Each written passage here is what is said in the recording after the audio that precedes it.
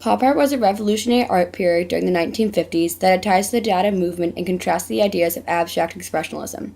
Pop art focused on the thriving culture of the time rather than the future of society and the change that was to come. Roy Lichtenstein explained how pop art differs from cubism and abstract expressionism, and that it doesn't symbolize what the subject matter is about. It doesn't symbolize its concern with form, but rather leaves its subject matter raw. Pop art, mainly seen in advertisement, focused more on the object and other everyday products that society uses, such as televisions, cars, phones, and other household objects.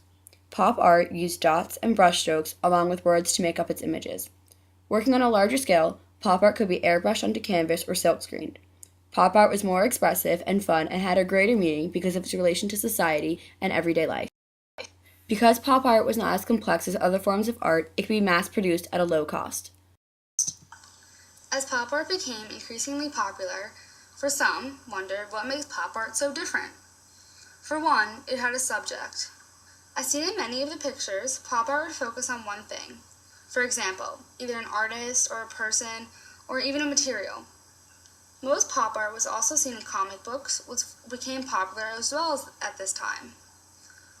Pop art and comic books allowed for made-up people shown in pictures to have stories about them too. A lot of people like the idea of pop art celebrating everyday life. Not all of the pictures were extravagant, but ordinary. Because it dealt with everyday life, it also motivated some by self-interest and concerns. It brought new life to a different kind of art. The style of pop art was also a very young style.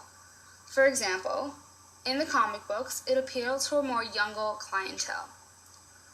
The low cost and mass production of the pop art was also leading to a cause of its popularity. Pop art was a new style of art that appealed to a new, youthful group of people. It was noticeably different than other arts had been in the past, making pop art groundbreaking. The numerous pop artists, Roy Lichtenstein is one of the most well-known. Lichtenstein was the first in Western art to use words, and his artwork reflected human culture, behavior, and values.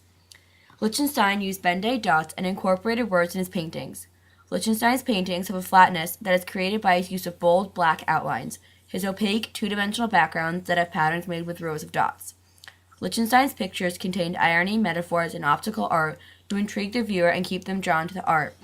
However, his pieces were not crazed, so the message in the piece is clear. His use of words also helps the viewer to understand the image too. Lichtenstein's subjects mainly focus on everyday life and how unimportant most of people's problems are, in contrast to other hardships. Lichtenstein's heroes and people are seen as shallow, and he does this so he can reflect the truths of society. First, Andy Warhol was a very successful commercial illustrator. However, as his life progressed, he began to become more interested in art, preferably pop art. He first exhibited in an art gallery in 1962 when the Ferris Gallery in Los Angeles showed up in 32 Campbell soup cans. Some of his best work came within the next 6 years, leading all the way up to 1970. He was known for a collective American state of mind. One of the things he was known for was taking the famous things in America, such as a famous image of a person or a famous name brand, such as Campbell's soup, and he would completely replace both sacredness and solidity. While all of his pictures may appear the same, when analyzed, they are strikingly different. There is a different shift of light in the color of all of the photos. He uses a non-representative color with a non-representative form to convey different sensations. When applied to this idea, Andy's famous portrait of Marilyn Monroe using the controls to adjust the colors. How does the color affect the mood? The different contrast in the colors are made to pop. Unlike the fauve colors or the non-representative colors of pop art do not depict the artist's inner sensation of the world. They refer to the pop culture, which also inspires Warhol to experiment with the technique of silkscreening, a popular technique used for mass production. In doing so, Warhol moves away from the elitist tradition. Initially, many spectators receive this new mirage between art and commodity culture with little enthusiasm. Warhol was fantasized with morbid concepts. Sometimes, however, the results are astonishingly beautiful.